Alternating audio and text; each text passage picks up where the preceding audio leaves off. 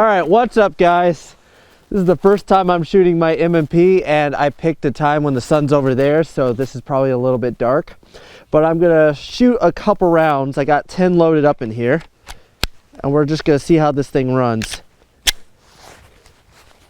All right. First time I've ever shot 10mm too.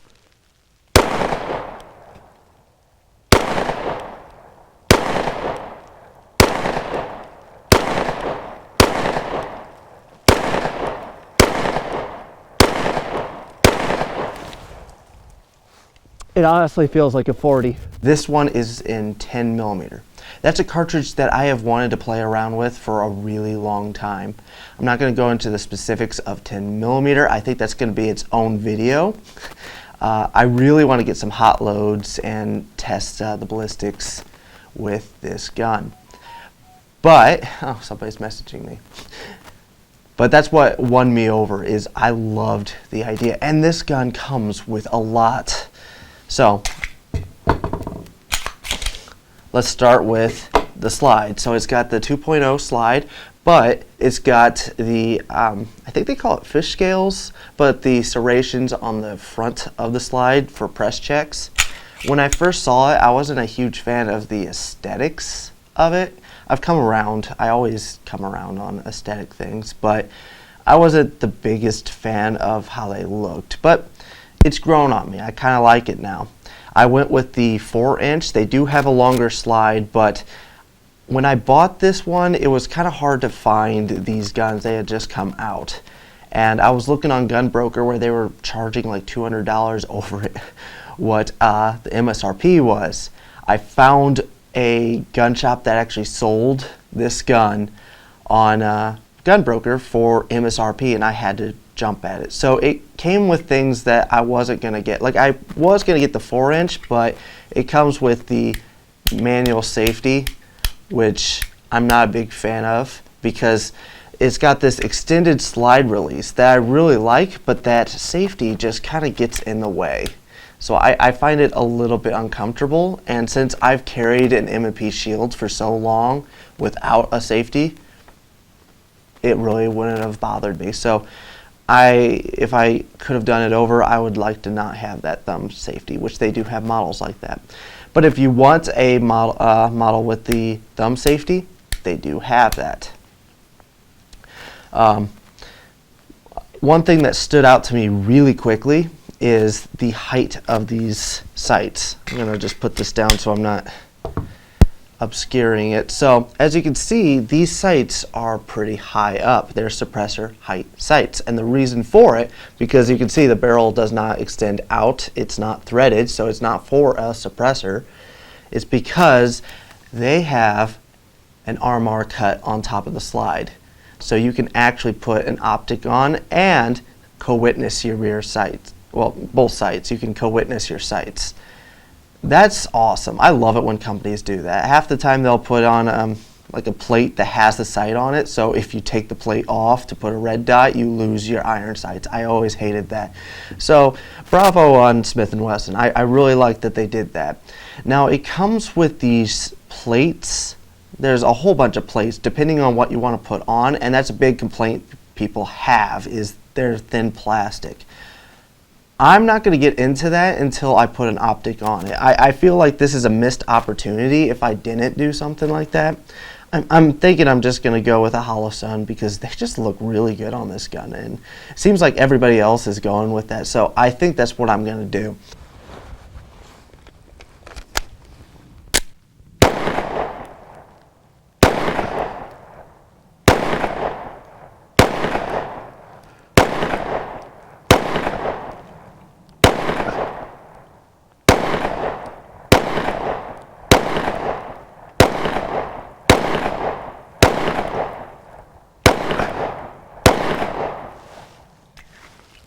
So a big change they made that I'm a huge fan of is the trigger. It is a flat trigger, and unlike the old M&Ps where the bottom half of the trigger would hinge down, this went to a little safety in the middle of the trigger. It's about 5 pounds.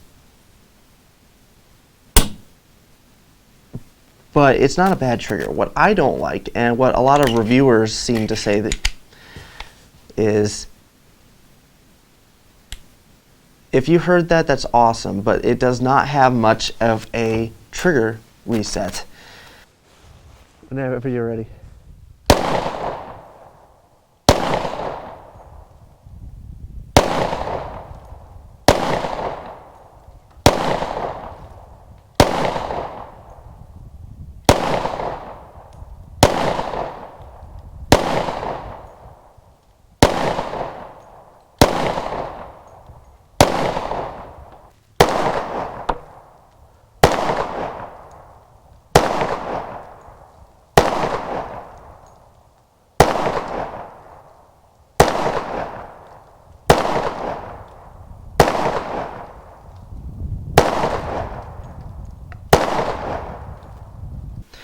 The texturing on the frame is great. I love it. Especially with the 10mm, I really like that it's textured so aggressively.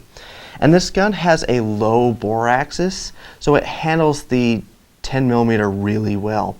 Actually, funny enough, my SIG P226 in 40 cal kicks more than this. It has more of a muzzle rise. This one is pretty pleasant to shoot, to be honest with you. I'm not saying the SIG isn't, but I'm saying like this handles the recoil really well. I feel like I can get back on target so quickly with this gun, even in 10mm.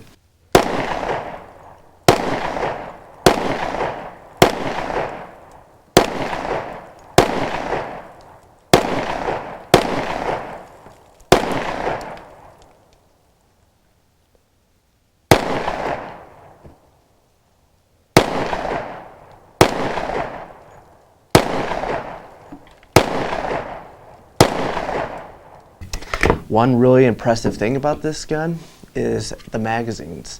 The magazines hold 15 rounds of 10mm. That is a good capacity for this gun. I really, when they announced it, I thought it would be like a 10 or 11 round magazine, but no, you can shoot 15 rounds out. Well, 15 plus 1 in the chamber, which is a pretty good capacity. I briefly mentioned this before, but the controls on it, like the safety is really easy to actuate, but it gets in the way of the slide release. But the slide release is more extended out, so even with that in the way, it is still really easy to hit that slide release. And the mag release is right where I'd want it to. It is not an ambi, but it's a reversible mag release. I kind of wish it was ambi, but I wish more companies just went ambidextrous with everything. Aside from the mag release, the slide release is on both sides and the safety is on both sides, so I don't know why they couldn't have rigged something up where this mag release could be on both sides, but maybe it would interfere with your trigger finger. This is just me, like, just thinking out loud here, so disregard.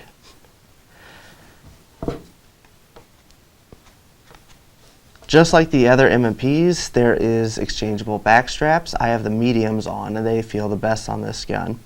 They send a lot of parts with this gun. That's what I love about Smith&Wesson. It comes with 2 magazines, which I feel like a company should always do 3. That's just me, but I feel like a company should always send out 3. But there's a lot of companies that don't even send out 2, so bravo on Smith&Wesson for sending out 2 magazines, and again, 15 round capacity. I'm blown away by that. And they have all the mounting plates that you would need for this gun. They're not selling it like, okay, well, when you get your optic, you can buy this aftermarket part so that it fits. No, they send you with everything. I'm really impressed by that.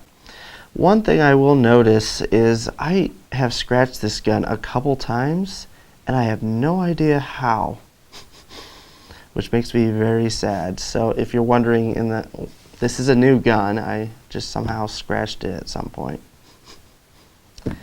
Yeah, I've had this gun for like 4 days or something like that, and not even 4 days, maybe like 2, and I already scratched it. Okay, to finish off the video, I'm going to show you how to take it down, which is just like any M&P. So if you've ever taken the M&P apart, you probably will skip this. But you lock the slide back, pull down the takedown lever right here, let the slide go forward, dry fire it, which everyone will tell you, make sure it's unloaded, obviously. And there you go. Then you can pull out your recoil spring and guide rod and your barrel. One weird thing I'm gonna mention, because since I have this apart, my gun came caked with the coating that they have on the recoil spring right here. It was coated. It actually is still pretty coated. Like, wow. It was really coated in there. And when I first got the gun out for the very first time, this thing was stiff. Like, holy crap, this gun was stiff. I shot a couple rounds through it, cleaned it up, and now it feels smooth, works well.